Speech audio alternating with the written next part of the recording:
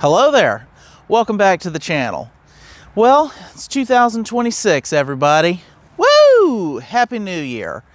We've got a big year ahead of new adventures, new videos, new ideas, new things to do.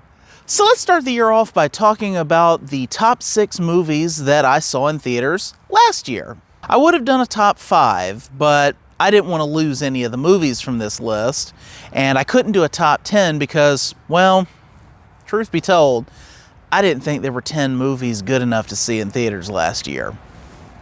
2 caveats before we get going. Number 1, I enjoyed every single movie I'm about to talk about in some capacity. There are no bad movies to me on this list. They were all at least worth paying the money to watch. Number 2, this is all opinion. You're probably going to disagree with the movies that I have on this list. You're probably going to disagree with the ranking I have of them on this list. But again, it's my channel. I'll do it however I want.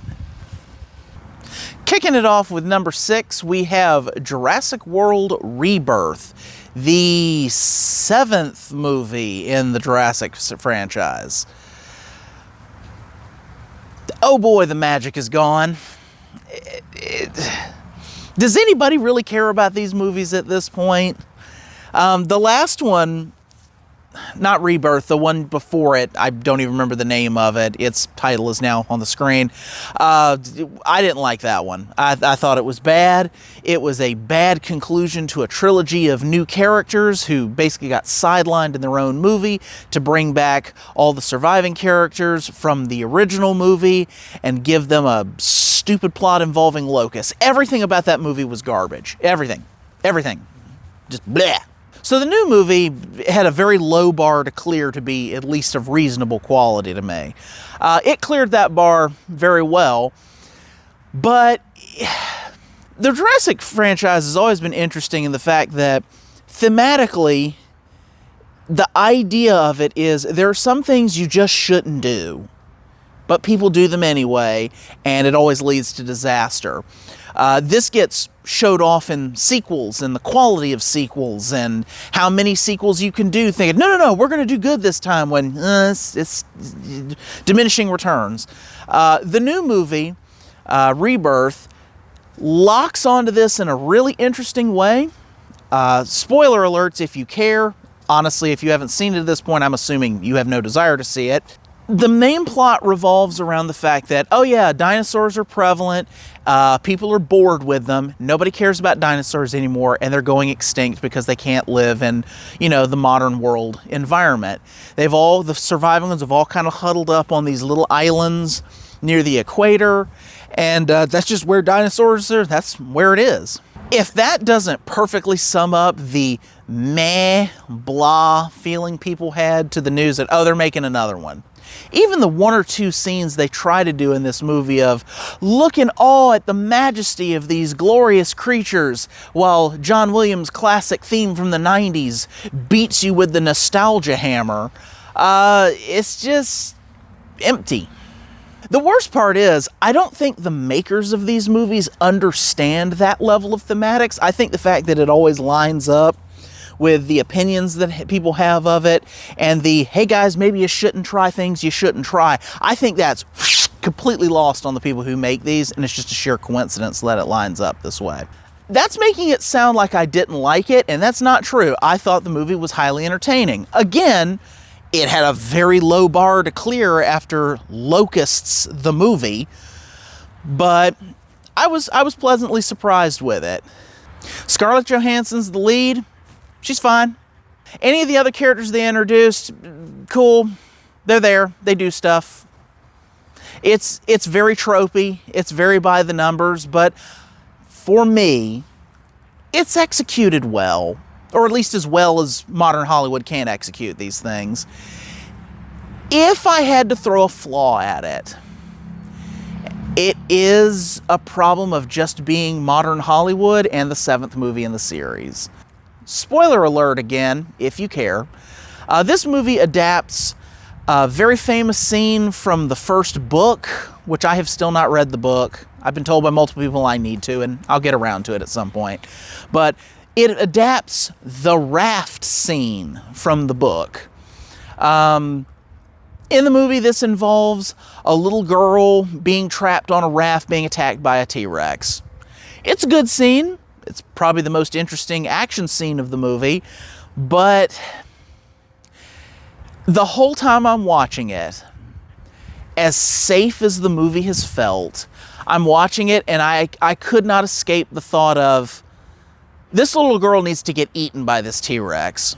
We need to lose a named character that we have come to care about over the course of this for these CGI dinosaurs to have any sort of tension and any sort of stakes.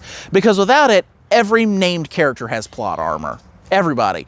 There's never a moment in the movie where you feel that anyone is in any real danger.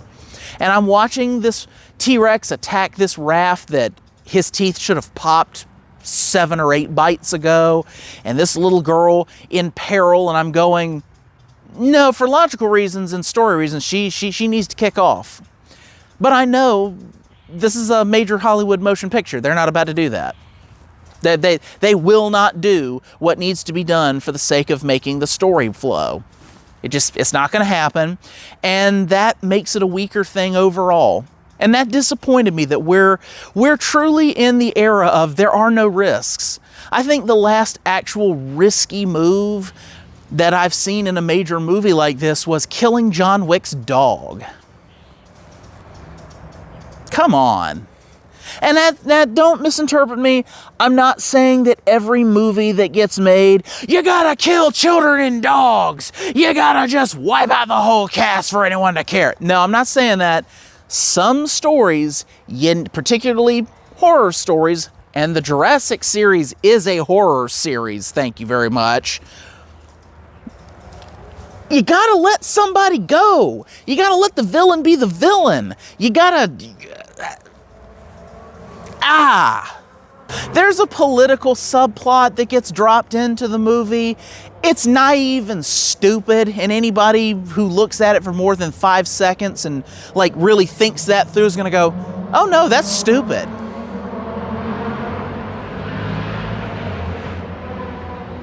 So cool. The visual effects, pretty decent. The pacing, not bad for a movie over 2 hours. I can't think of really anything that I would want to say you'd have to cut completely out. It has one really stupid joke scene involving raptors that I'm sure everyone but me found cringy as all get out. It made me laugh. Overall, I enjoyed Jurassic World Rebirth. It's not the worst movie in the franchise. It's certainly not the best in the franchise. In fact, in regards to the Jurassic Park/World franchise, if you would be interested in me giving you a ranking of my least favorite to favorite, please drop a comment and tell me if you'd like that or not. I still might do it anyway because I have some opinions about the franchise. One of the Jurassic World movies is my second favorite in the series, and it's not the one you think it is. Anyway, enough about dinosaurs. Moving on. Number 5, The Phoenician Scheme. My favorite director working in mainstream films these days is Wes Anderson. I think his movies, from the realism of his early movies to the extreme artificiality of his newer movies, are just fascinating and well crafted. And who makes movies like this? I enjoy all of his work to varying degrees. If you'd like to see a ranking of those movies, drop a comment, please. However, The Phoenician Scheme, is a sign of decline. And, you know, decline comes for every artist and filmmaker, but the worst part is it comes... I blame the internet for it. I put this in my Letterboxd review for it, but I'll try to summarize it here. Wes Anderson got made aware that he has cliches, styles, and trademarks, and that horrified him, and now he's trying to fight against it, while at the same time trying to give the audience what he thinks they want and expect. And it battles against itself and produces mediocre results. I will say the Phoenician Scheme is not my least favorite. I think Asteroid City is the weakest thing he's made because that movie was trying to do too much and is just kind of gibberishy. The Phoenician Scheme feels like a solid Wes Anderson movie being made by somebody trying to make a Wes Anderson movie. It doesn't feel natural. It doesn't feel authentic. It's by the numbers. It's all the symmetry. It's all the colors. It's the casting you're used to. It's everything you know and love about Wes Anderson. Felt like a checklist, not genuine artistic choices. Every now and then thrown in with, here's a camera angle or stylistic thing that you've never seen in any of his movies before, and it actually is incongruous with it because it doesn't line up right. Because I can't just keep doing the same thing over and over. I got to do something else. I got to shake it up. No, Mr. Anderson, please stop overthinking it and just make cool stuff. Stop listening to the internet. I understand the irony of that as I'm speaking through the internet. Let's talk about the good things, shall we? Benicio del Toro is great. His character is interesting. It's a decent redemption arc for a character. His performance is excellent. The real standout of the movie is Michael Cera. Scott Pilgrim. You know who I'm talking about. It's Scott Pilgrim. I was very impressed with his performance in all the various facets and way he performs in the movie. I can't believe that that's his level of acting range, and I kind of want to dig through his past work and study it more, and I look forward to what he's going to do in the future. As usual, the production design is on point, camera work's good, mostly. If you like Wes Anderson movies, you'll like The Phoenician Scheme. I like Wes Anderson movies, I like The Phoenician Scheme. But, as I said, I can see the cracks showing to where, we might be, his movies are gonna stop being good or getting better, and they might be starting that slow trajectory into old directors syndrome, which is a shame. But truth be told, it comes for everyone at some point. I'm just sad to see that it's coming now. That doesn't mean I'm not going to watch any of his future work. I'll watch everything he makes until he dies.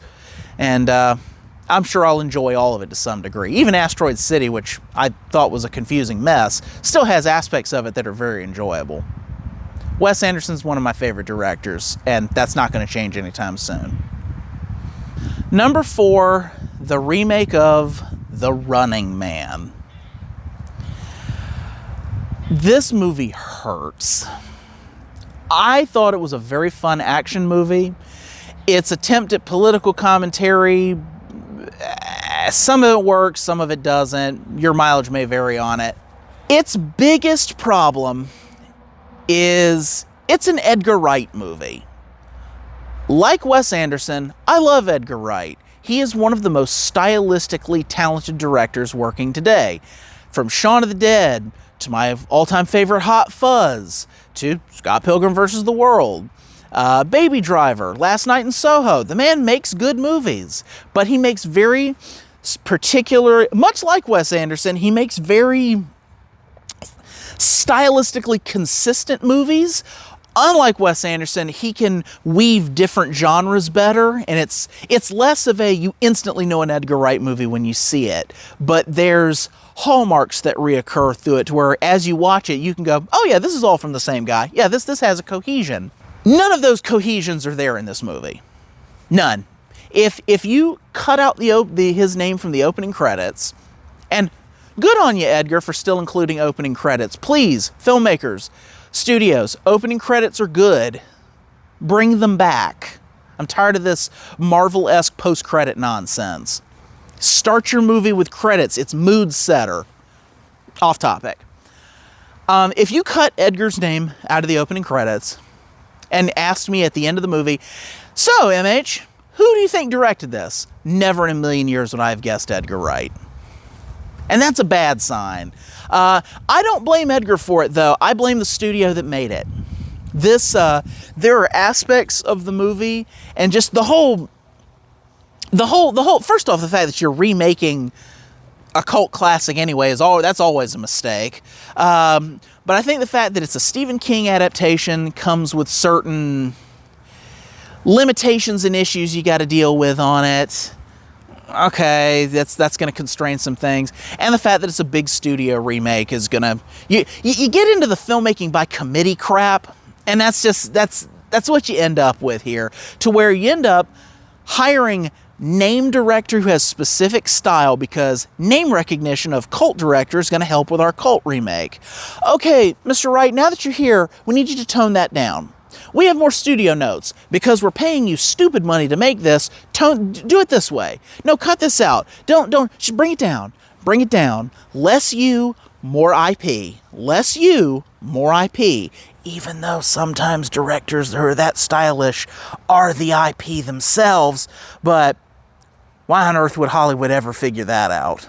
It's his style just gets so sucked out of it to the point you could have had anybody direct it. Literally, you could have picked any other director and just said, well, if you're just going to pull out their methodology, well, who cares? Get some junior who just graduated film school to do it. Pfft, no one's going to know. That's The Running Man's real biggest flaw, is it's a good movie that should have had more of an authorial stamp, and it's just not there. It's also about 15 minutes too long. You couldn't lose scenes, but you could trim little moments. Except my MVP of the year, Michael Cera's back in it, and like the Phoenician Scheme, he's the best part of the movie. That's a weirdo little side character is the best part of this big Mega Million money remake. Do better, Hollywood. Do better. M.H. Smith, the editor here. This video was starting to run just a tad too long, and I didn't really want to cut out any of what I was saying in it because I felt it was important to keep. So we're going to break this list off right here and continue it on in another video in a few days. Sorry for the inconvenience, and I promise I'm not doing this just to increase the number of videos that I can put out. It's worth the wait. At least I think it is. I don't know what you're going to think because, you know, we're not the same people, obviously. All right, cool. Thanks for watching part 1. Part 2 up soon. Keep it wabi-sabi, y'all.